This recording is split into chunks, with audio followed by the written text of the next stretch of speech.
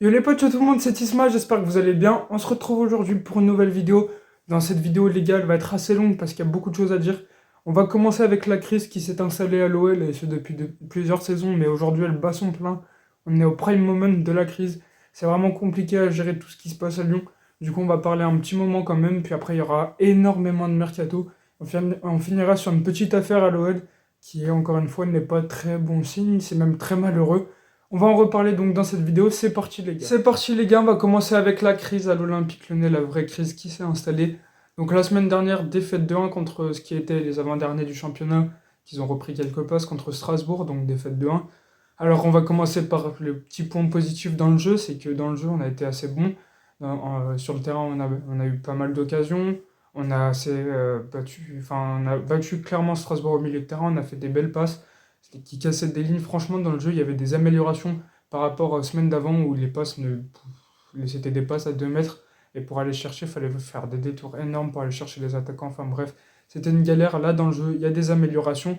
Ce qui porte un espoir pour l'Olympique Lyonnais pour croire peut-être, je dis bien peut-être parce que c'est de plus en plus compliqué, à l'Europe. Mais donc, d'ailleurs, l'Europe qui va jouer surtout en Coupe de France, qui est le chemin le plus rapide, on va dire. Pour accéder à l'Europe, ça passera ce soir contre Chambéry. On espère gagner. Si on perd contre National 3, je ne saurais pas quoi faire parce que franchement, ça serait le coup de grâce. Là, tout le monde devrait sauter les uns après les autres parce que c'est vraiment compliqué. Du coup, on enchaîne sur la crise. C'était vraiment la merde. Donc, on sait que les Bad Guns et Lyon 1950 ont fait des actions contre les joueurs et les dirigeants. On a vu notamment les panneaux avec dégagé ou agissez, par exemple avec la tête de Toko Ekambi, on y reviendra, de Semawar et tout, à côté du Groupama Stadium, vers OL Megastore, juste en dessous. Mais aujourd'hui, enfin non, aujourd'hui, la semaine dernière, contre Strasbourg, on a vu une grosse banderole de chèvres qui a été déployée. C'est la même que dans les années 2000, mais c'était plus dans les années 2000, c'était plus en mode on est des goats, sauf que là, c'est plutôt en mode on est vraiment des chèvres, des petits chèvreaux. Je sais pas comment dire, des petits boucs à la rigueur. Enfin bref, non, c'est désespérant que les bad guns mettent une banderole comme ça. Ils ont raison et à juste titre, et je suis complètement d'accord avec eux. Mais bon, ça fait chier que les joueurs soient aussi nuls que. Enfin, il y a un truc à faire. Parce que là, on a un effectif sportivement de qualité, mais mentalement, c'est éclaté. Du coup, va falloir agir. Et ça, on y reviendra encore juste après. En plus de cette banderole, il y avait des petites photos avec la tête de Toko, de Howard, de Jeffrey Adelaide, à JCO dégagé, les mêmes qu'à côté du Groupama Stadium, un petit peu plus grosses, histoire que les joueurs les voient. D'ailleurs, Toko Ekambi qui a réalisé un match de merde à l'image de tous ses matchs depuis ce début de saison. Je comprends pas qu'il y en ait encore qui le défendent alors que dans la tête ça va pas. Sportivement c'est compliqué et que la meilleure solution pour lui et pour l'OL c'est qu'il parte et qu'il trouve un endroit où se relancer. On y reviendra juste après. Donc il a sorti en sifflant. Et d'ailleurs, notre relation avec lui s'est dégradée depuis qu'il avait fait chute aux supporters il y a peut-être presque un an maintenant. Et du coup, une fois qu'il est sorti sous les sifflets du Groupama Stadium, il a shooté dans une poubelle en rentrant dans le vestiaire, tout simplement, parce il est allé directement dans le vestiaire. Il a shooté dans une poubelle, s'est cassé la gueule, il n'était pas assez ridicule que ça sur le terrain. Les images étaient assez drôles, je vous invite à les voir si vous ne les avez pas déjà vues. Ensuite, il re-shoot dedans et part dans les vestiaires. Quand même la poubelle ne respecte plus Toko Ekambi, c'est qu'il y a un problème. Et franchement, il faut vraiment qu'il parte, mais ça on y revient dans la page Mercato après. Ensuite, on a vu les conférences de presse de Laurent Blanc et de Jean-Michel Aulas. Celle de Laurent Blanc dit que la saison va être très compliquée, le Mercato est assez compliqué, la fenêtre est assez ouverte, enfin assez peu ouverte justement, ne dure pas trop longtemps, ce qui veut dire. Et donc que ça va être compliqué cette saison, et est-ce qu'on continue de croire à l'Europe? Oui, évidemment, sinon ça sert à rien de supporter l'OL. Mais bon, ça va être une mission très très compliquée, on espère le faire, mais ça va être dur. Ensuite, Jean-Michel Aulas en interview, qu'est-ce qu'il dit notre Jean-Michel Aulas? Il nous dit encore des dingueries. Il dit qu'il a identifié les problèmes, qu'il y allait avoir des trucs, que John Textor et lui allaient agir, mais que, et écoutez bien ça, Jean-Michel Aulas qui a toujours défendu l'institution OL, son club, son bébé, je sais même pas, il n'y a même pas de mot qui qualifie ça, c'est son enfant, l'Olympique Lyonnais, c'est l'enfant de Jean-Michel Aulas. Il a toujours défendu sportivement l'OL et ses supporters. Là, il a malheureusement dit, excusez-moi les gars, il a malheureusement dit que les dirigeants étaient très compétents et qu'on n'avait pas le droit de s'attaquer à eux. Donc c'est regrettable parce qu'il est en train de, on va dire, détruire ce qu'il a créé depuis plus de 30 ans maintenant. C'est compliqué, mais bon, c'est la dure loi du sport et du sport business qu'il faut bien préciser. Giroud n'est pas très bon, Giroud est nul dans le département du recrutement. Les dirigeants historiques l'aiment bien, Giroud, mais Textor ne l'aime pas incroyablement bien. Donc peut-être du mouvement dans les jours à venir, on ne sait pas ce que ça donne. Parce que là maintenant, le vrai patron de l'OLC, Textor, c'est plus Aulas. Malheureusement que Aulas commence à vieillir, il va prendre de plus en plus de retrait sur le club. Il doit profiter de sa famille et de sa retraite, malgré que l'OL reste et restera toujours sa famille, son enfant, et personne n'oubliera jamais Aulas pour tout ce qu'il a fait, le développement du foot et du foot féminin et du foot business à une échelle bien plus réduite qu'elle l'est maintenant. Enfin, en tout cas, bref, Jean-Michel Aulas restera toujours dans nos cœurs, même si c'est de plus en plus compliqué en ce moment, surtout avec cette déclat et tout. Du coup, voilà pour la crise. Comment la résoudre maintenant? Je vous dis comment ça va se passer.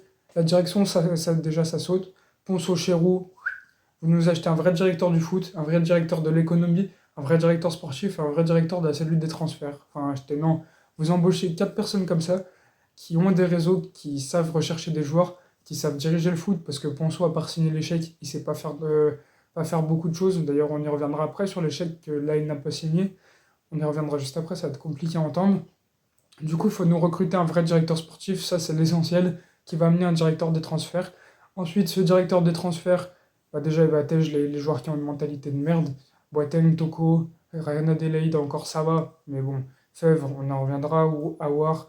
Enfin, il y a beaucoup de joueurs comme ça, l'Olympique Lyonnais, malheureusement. Du coup, c'est compliqué. Et ensuite, il va falloir racheter des joueurs avec des valeurs de solidarité et de gagne. C'est le plus important dans le foot, la solidarité. On joue à 11, on joue pas tout seul sur le terrain. Donc ça va passer par des petits gestes à l'entraînement, comme aider comment on dit, j'ai plus le mot, un employé quoi, pour amener les ballons, pour amener les coupelles, les chapeaux chinois, enfin tous les petits objets de l'entraînement pour l'aider, pour mettre tous les vêtements à la fin de l'entraînement dans une panière et pas les laisser à sa place pour que l'intendant qui vienne chercher les maillots et se fasse chier, qui prenne directement la panière. Ces petites choses-là, ce sont les ingrédients que Lyon a fait depuis 2002 jusqu'en 2008 pour gagner tous les trophées qu'ils ont gagnés, les 7 championnats de France, les 5 trophées des champions, les 2 Coupes de France, même si on n'a eu qu'une pendant ce moment-là, et la Coupe de la Ligue. Enfin bref, du coup, c'est ce qu'il faut faire, rechercher des joueurs surtout avec la solidarité et la gagne. On y revient, sans la gagne, on ne peut rien faire. Il faut avoir envie de s'arracher tous les week-ends, toute la semaine à l'entraînement pour pouvoir gagner des trophées. Et ça, l'OL est sur une dépendance qui fait que cette valeur disparaît. Donc notamment avec le fait qu'il n'y a pas beaucoup de compétences à chaque poste, enfin de compétences de concurrence à chaque poste. Ça met que les joueurs ne vont pas se bouger pour gagner leur place parce qu'ils l'ont déjà. Et du coup, ça montre que ils n'ont pas besoin de s'arracher, de vouloir gagner cette place et donc de vouloir gagner le match ensuite, parce que tout va se jouer à l'entraînement et sur le terrain. Pareil au centre de formation, on sort les plus grosses pépites du monde, ça c'est indéniable. D'ailleurs, l'OL est le deuxième club d'Europe à faire jouer le plus de jeunes. Les jeunes du centre de formation ont joué 52% du temps de jeu depuis le début de la saison, ce qui est le deuxième club. Après l'Athletic Bilbao, qui a une politique très centre de formation, un peu comme Lyon, mais un peu plus extrémiste là-bas. Et en tout cas, il va falloir mettre aussi la gagne du coup dans ce centre de formation, parce qu'ils reposent sur leur acquis, ils arrivent en petit prince, Nogon. Malheureusement, ils sont très forts, mais bon, il faut qu'ils prennent leur temps. À 18 ans, c'est normal de ne pas être titulaire en Ligue 1. À 18 ans, c'est normal de ne pas forcément s'entraîner tous les entraînements avec le groupe Ligue 1. C'est très compliqué, mais bon, c'est la dure loi du foot, mais c'est la vie, et c'est ce qu'il faut apprendre à nos jeunes, parce que eux croient qu'ils arrivent, vont être titulaires en Ligue 1, en Ligue des Champions, qu'ils vont tout gagner, qui vont gagner un salaire de 50 000 balles par mois, alors que les premiers salaires devraient être à hauteur de 8 000, pas beaucoup plus, ce qui est déjà énorme, surtout à 18 ans. Mais bon, c'est la vie, il va falloir inculper ses valeurs et changer les dirigeants si on veut gagner. Voilà pour la crise, vous pouvez réagir en commentaire, on va passer à la grosse page Mercato parce qu'il y a beaucoup de choses à dire. C'est parti pour le Mercato, on va commencer dans le sens des départs parce qu'il y a beaucoup de choses à dire.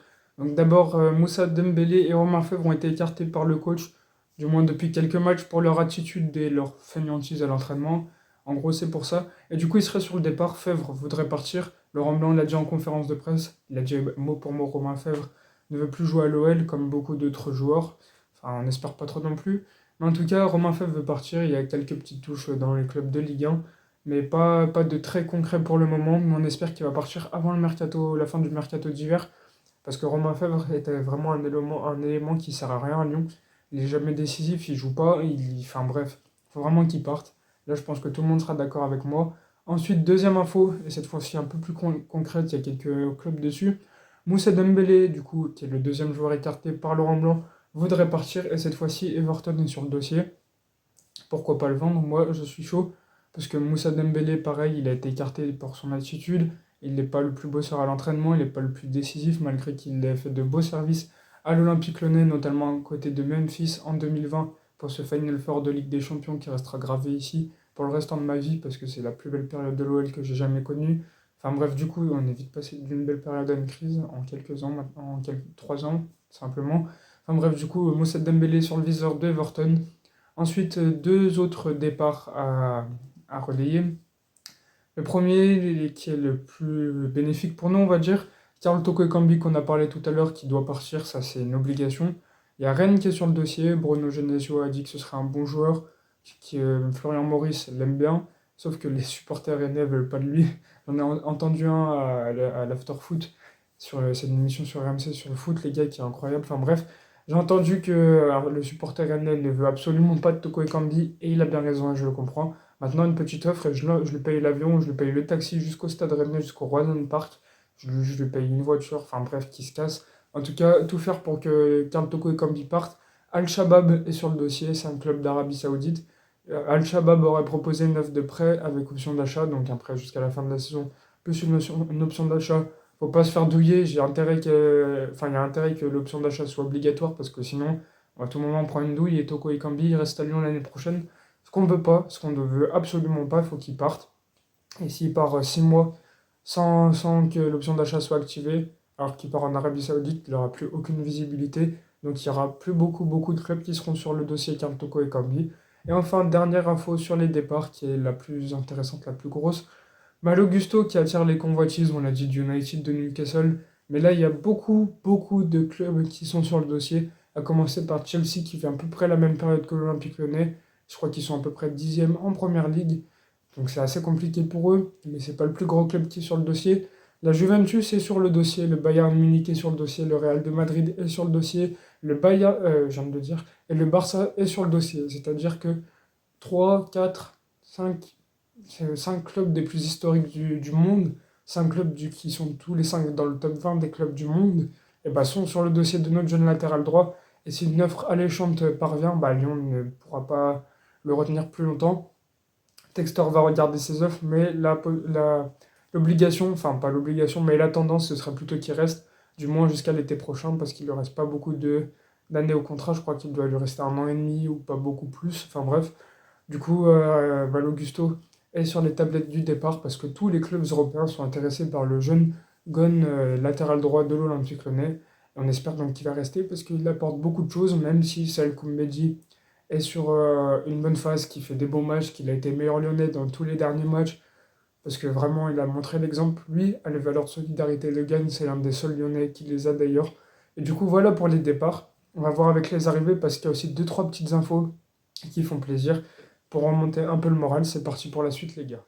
Donc c'est parti pour la suite du mercato, avec donc le sens des arrivées. Cette fois-ci, Lyon est sur l'un des meilleurs joueurs de Rennes, qui rentre dans le top 5 des meilleurs joueurs de Rennes, un latéral droit de 30 ans, et le capitaine Amari Traoré. Donc Amari Traoré, c'est une des plus grosses valeurs sûres à son poste en Ligue 1, après Malo Gusto, on va dire, enfin avant Malo Gusto plutôt. Et du coup, il pourrait servir, dans le cas d'un départ de Malo Gusto, de bons remplaçants avec de l'expérience et des valeurs de solidarité qui sont très importantes, comme on l'a dit juste avant. La gagne, je sais pas, j'ai jamais vraiment regardé avec grosse intention le profil d'Amari Traoré, même si je sais que c'est un défenseur latéral droit de très grande qualité, qui peut aussi jouer piston, qui le fait souvent avec Rennes, qui l'a fait en Coupe de France contre Marseille vendredi. Donc on espère que ça va le faire, pourquoi pas, si jamais Malo Gusto part. Mais la priorité, c'est que Malo Gusto reste. Et si jamais il part, Amari Traoré fera un très bon remplaçant.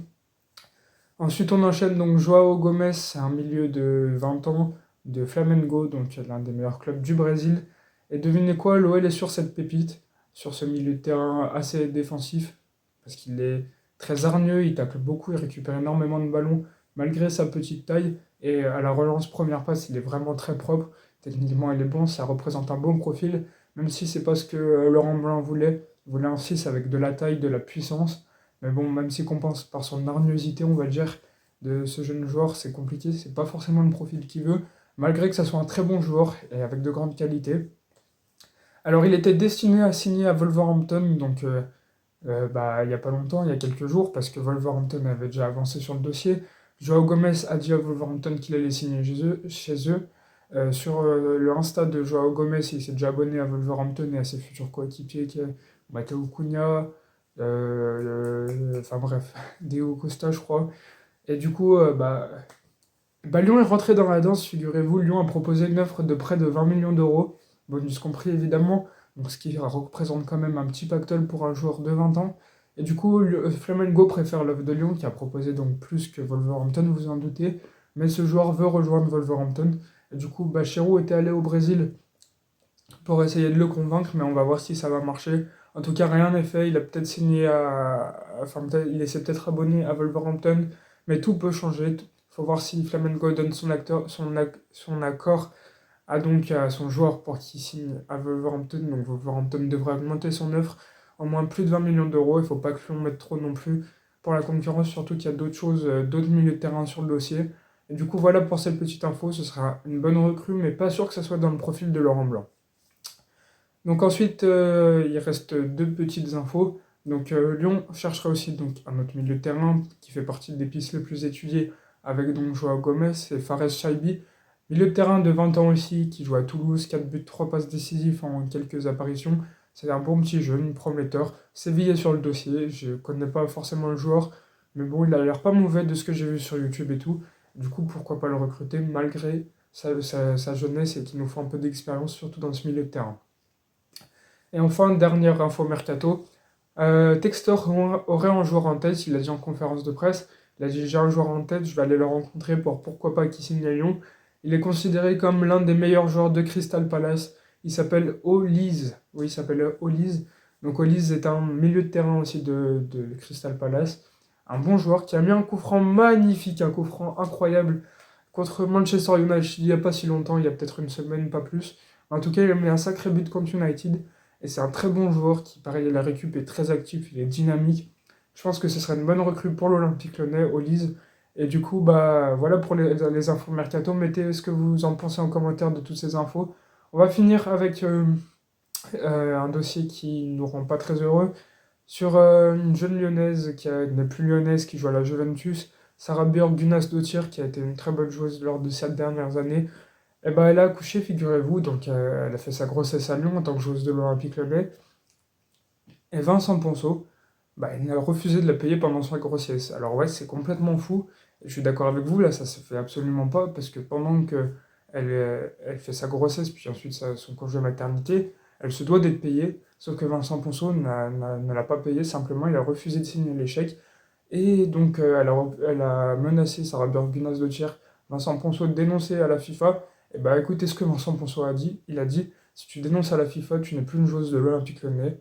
Donc, pour vous dire à quel point cet homme est cruel, cet homme n'a pas de cœur, j'ai pas de mots pour le désigner, il doit partir absolument. C'est vital pour l'Olympique Lyonnais, parce que refuser de payer une joueuse qui est enceinte, qui est en train de vivre sa grossesse, c'est complètement fou. Et du coup, Lyon est condamné, heureusement à juste titre, de lui verser un peu plus de 80 000 euros, soit les moins qu'à gagner qu'elle n'a pas reçu pendant sa grossesse.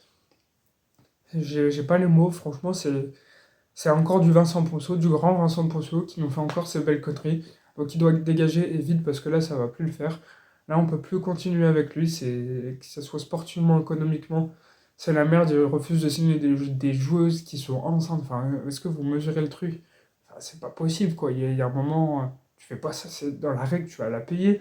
Et même si tu veux pas, enfin, même si c'est pas la règle, tu dois la payer, parce que c'est quand même une joueuse de l'Olympique Lyonnais. Et en plus, c'est pas une petite joueuse, c'était une grosse joueuse. Mais que ça soit une petite ou une grosse joueuse, peu importe, faut la payer, parce que franchement, c'est une aberration de ne pas payer une joueuse enceinte. Enfin, bref, je comprends pas. Et du coup, heureusement que Lyon a été condamné à lui payer ce qu'il fallait lui verser, parce que ça aurait été une injustice très grosse. Et Ponceau doit partir, c'est tout ce qu'il faut retenir de cette leçon, parce que Ponceau est vraiment un personnage cruel. Mettez votre avis là-dessus en commentaire encore une fois, et on a fini la vidéo les gars, j'espère que vous l'avez kiffé. Si c'est le cas, on se retrouve la semaine pro, n'hésitez pas à liker, à commenter et à vous abonner, ciao ciao.